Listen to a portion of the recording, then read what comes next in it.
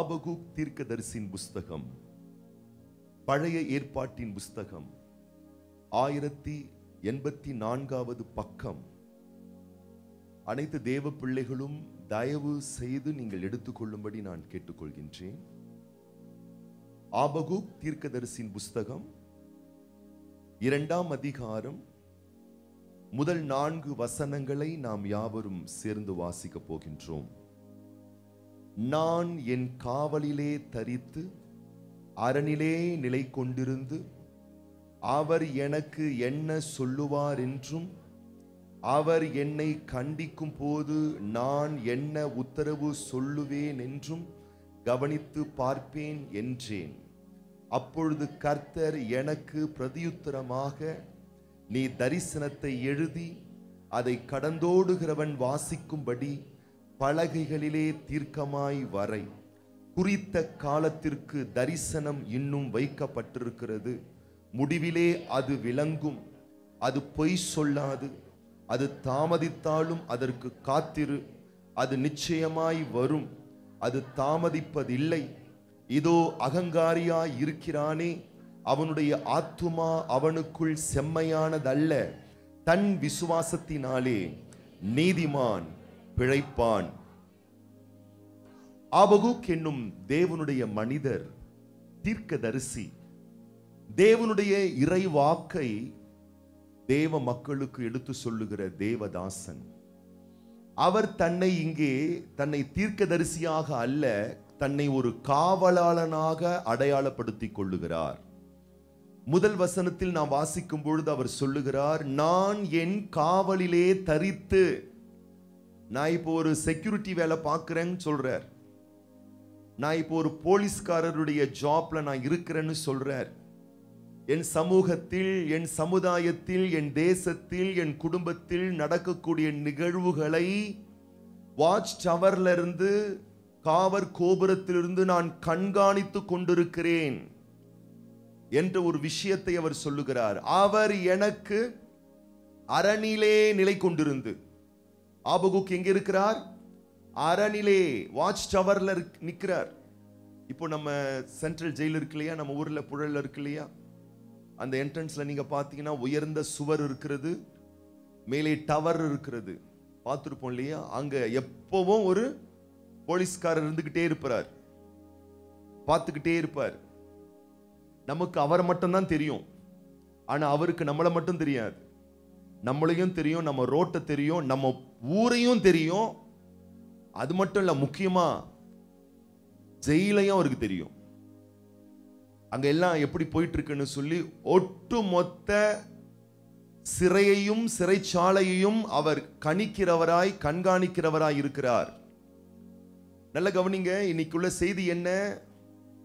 நீங்கள் எதிர்பார்த்திருக்கக்கூடிய ஆசீர்வாதங்களை தேவன் உங்களுக்கு அருளி செய்ய போகிறார். நீங்கள் காத்திருப்பதனுடைய, எதிர்பார்த்திருப்பதனுடைய ஆசீர்வாதத்தை அளவற்ற ரகத்திலே நீங்கள் பெற்றுக்கொள்ள போகிறீர்கள். அதை பெற்றுக்கொள்வதற்கான சில தரமான படிகளை குறித்து நாம் இன்றைக்கு தியானிக்க போகின்றோம். அப்ப இன்னைக்கு நாம் கவனிக்க வேண்டிய, நடைமுறைப்படுத்த வேண்டிய முதல் படி, ஃபர்ஸ்ட் ஸ்டெப் என்ன? நாமும் நம்முடைய வாழ்க்கையிலே ஒரு காவலாளனை போல் நாம் இருக்க வேணும். நம் வாழ்வை கண்காணிக்கிறவர்களாக, நம்மை கவனிக்கிறவர்களாக, நம்முடைய குடும்பத்தை கவனிக்கிறவர்களாக, விசாரிக்கிறவர்களாக, நம்மை சார்ந்தவர்களை கவனிக்கிறவர்களாக, விசாரிக்கிறவர்களாக, நம்முடைய சமூகம், சமுதாயத்தை கவனிக்கிறவர்களாக, விசாரிக்கிறவர்களாக, நம்முடைய சபையை கவனிக்கிறவர்களாக, விசாரிக்கிறவர்களாக, ஒரு வாட்ச் டவர்ல இருந்து ஒரு செக்யூரிட்டி, ஒரு போலீஸ்காரர், காவல்துறை அதிகாரி கண்காணிப்பது போல் ஒரு பொறுப்பை நாம் நம்முடைய வாழ்வில் எடுத்துக்கொள்ள வேணும். கல்யாணம் பண்ணிட்டோம், என் மனைவி எக்கேடா போன, எனக்கு என்ன வந்தது? காலையான காஃபி வந்துருதா, மத்தியானமான சோறு வந்துருதா, துணியெல்லாம் துவச்சி போடுறாளா, அப்படி மட்டும் இருந்துடக்கூடாது. கல்யாணம் பண்ணிட்டோம், என் கணவன் எப்படி போனா என்ன, மனைவி எப்படி போனா என்ன, பெத்தெடுத்தோம், பிள்ளைங்க எப்படி போனா என்ன, அப்பா அம்மா வளர்த்து விட்டாங்க, அவங்க எப்படிப்பட்ட ஒரு வாழ்க்கை வாழ்ந்தா நமக்கு என்ன, என் சமூகம் எப்படி இருந்தால் எனக்கு என்ன, என் சமுதாயம் எப்படி இருந்தால் எனக்கு என்ன, என் வீடு எப்படி இருந்தால் எனக்கு என்ன, என் சர்ச் எப்படி இருந்தால் எனக்கு என்ன என்ற ஒரு பொறுப்பற்ற நிலையில் அல்ல, ஒரு தேவ பிள்ளைகள் ஒரு பிரதான பெரிய ஆசீர்வாதத்தை பெற வேண்டுமேயானால் ஒரு பொறுப்பான ஒரு மனநிலை அவர்களுக்கு உண்டாக வேணும். நான், என் வீடு, என் குடும்பம், என் சமூகம், என் சபை, என் சமுதாயம், என்னை சார்ந்த மக்கள், என்னை சார்ந்த சக மனிதர்கள் மேல் கண்காணிக்கக்கூடியவனாய். இந்த தீர்க்கதரிசி கண்காணிப்பதின் நோக்கம் என்ன? எல்லாரையும் சுட்டு தள்ளுறதுக்காக அல்ல. அவன் தேவனுக்கு முன்பதாக நிற்கக்கூடிய தீர்க்கதரிசி, மக்களை விசாரிக்கக்கூடிய தீர்க்கதரிசி.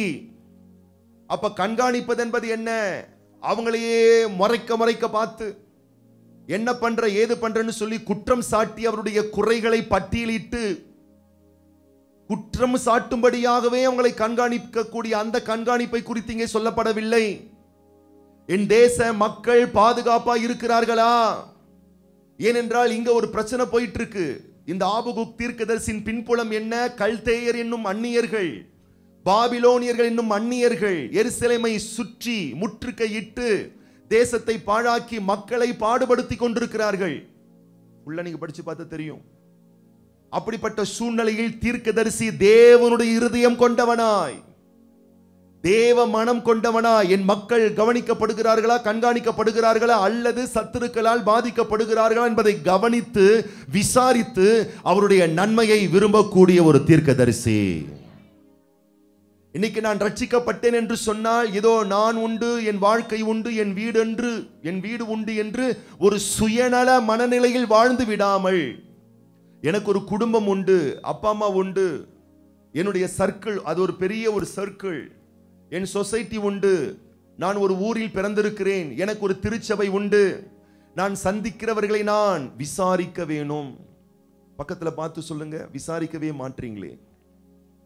விசாரிக்கனா பக்கத்துல உக்காந்துக்கிட்டு தூங்குனீங்களா, சாப்பிட்டீங்களா, அப்படி கொரட்டை விட்டுட்டு கேட்டுட்டு இருக்கிறது இல்ல.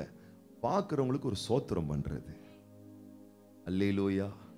பக்கத்துல பார்த்து கேளுங்க, என்னதான் அப்படி என் மேல உங்களுக்கு கோபம்?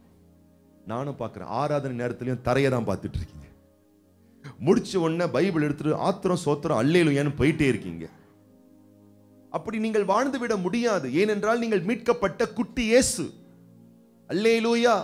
இந்த உலகம் பாழான ஒரு இருளில் கிடக்கிறது.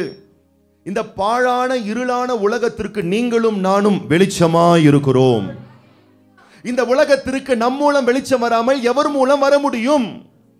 நம் மூலம் இந்த உலகத்திற்கு இயேசுவானவர் மீட்பை காட்டாமல் எவர் மூலம் காண்பிக்க போகிறார்?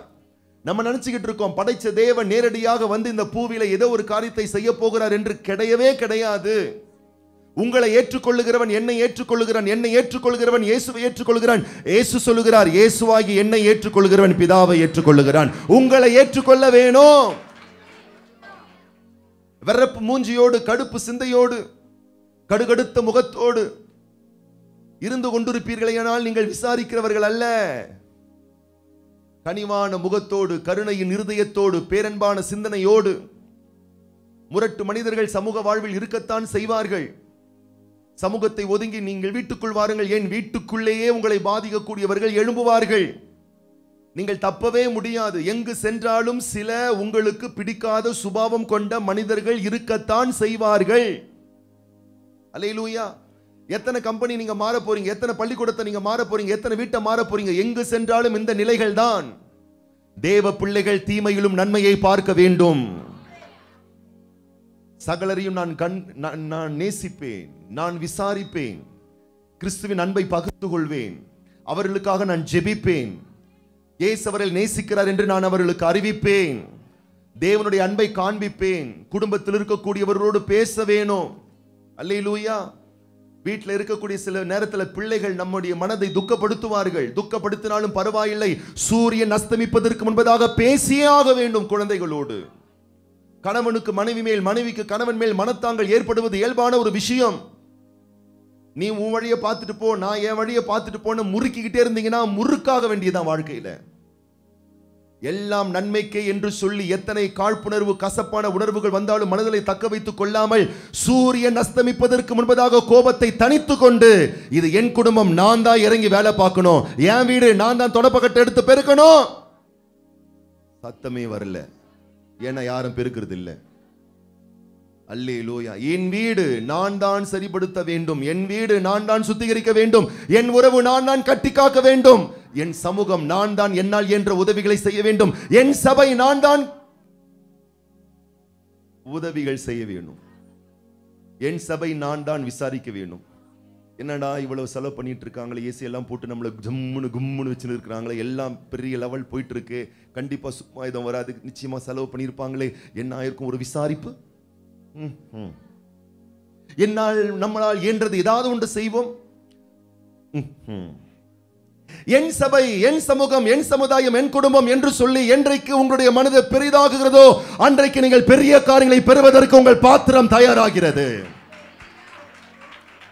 நான் மாத்திரம் என்ற சுயநலமான மனநிலையை கடந்து நாம் என்ற பெரிய பொதுநல மனம் என்றைக்கு உங்களுக்கு உண்டாகிறதோ அன்றைக்கே ஆண்டவர் உங்கள் மேல் முத்திரையை போடுகிறார். நீங்கள் பெரிய காரியங்களை பெறுவதற்கு பாத்திரவான்கள். எதுக்கு பிரச்சனை? எல்லாருக்கும் சோத்திரம் பண்ணிக்கின்னு ஆமேன்னு சொல்லிட்டு சிரிச்சுக்கின்னு கனப்படுத்திக்கின்னு மதிப்பு கொடுத்துட்டு அவன் போயிட்டு பின்னாடி போய் ஏதாச்சும் சொல்ல, அப்படி பண்ண இப்படி பண்ண, எதுக்கு? ஒன்னும் வேணாம், சோத்திரம் வேணாம், நிமிந்தே பார்க்கறது கிடையாது, அப்படியே போயிரு. இப்படி நீங்கள் ஆராதனை முடித்துவிட்டு மிகுந்த பயபக்தியோடு பரிசுத்த பிரசன்னத்தோடு வீட்டுக்கு செல்லுகிறீர்கள். வேத புஸ்தகத்தை எடுத்துக்கொண்டு பாதரட்சையை அணிந்து வீதியில் நடந்து செல்லும் பொழுது ஒரு பெரிய சாணியில் உங்கள் காலை விட்டு விட்டீர்கள். எனக்கு நடந்திருக்கு அது மாதிரி. ஏன்னா நம்முடைய வீதி எங்கும் சாணியால் நிறைந்திருக்கிறது, ஆலயம் எங்கும் தேவ பிரசன்னத்தினால் நிறைந்திருக்கிறது, வீதி எங்கும்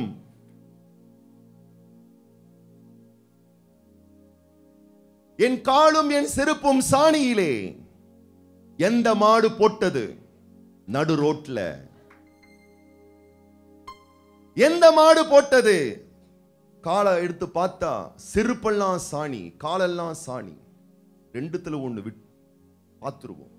கொஞ்சம் சாணி எடுத்து அதை சோதனை குழாயில் போட்டு பரிசோதனை நிலையத்திற்கு அதை அனுப்பி சில ஆயிரங்களை செலவு பண்ணி எரும மாடு போட்டுச்சா பசு மாடு போட்டுச்சா, பக்கத்து வீட்டுக்கார மாடு போட்டுச்சா எதிர்த்து வீட்டுக்கார மாடு போட்டுச்சான்னு கண்டுபிடிச்சிடலாம்.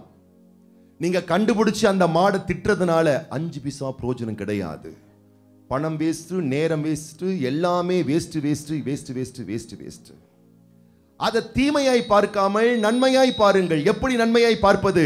பல வாரங்களாக என் செருப்பு அழுக்கா இருக்கிறது. அந்த அழுக்கான செருப்பை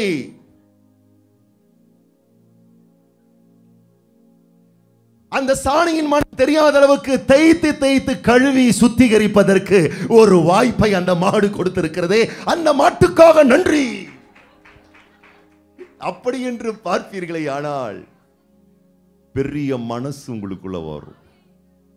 எல்லாம் நன்மைக்கு, முற்றாங்க நன்மைக்கு, திட்டுறாங்க நன்மைக்கு. நீ திட்டினாலும் நான் நேசிப்பேன், நீ முட்டினாலும் நேசிப்பேன். ஏன்னா நான் தேவனுடைய தீர்க்கதரிசி. நான் பெரிய காரியங்களை பெறப் போகிறேன். நான் பெரிய லட்சியத்தை நோக்கி தொடர்கிறேன். எனக்கு சூடு கிடையாது, சொரணை கிடையாது. ஏன்னா நானே ஒரு எரும மாடு மாதிரி. வாழ்ந்து பாருங்கள், எந்த அவமானம் உங்களை தாக்காது, எவருடைய பரிகாச சொற்கள் உங்களை நோகடிக்காது, எவர்கள் உங்களுக்கு முன்பதாக நடந்து கொள்ளக்கூடிய கடின செயல்கள் ஒரு இம்மி அளவு கூட உங்களை சேதப்படுத்தாது. ஏன்னா சூடு சொரணை இல்லாத எரும மாடு.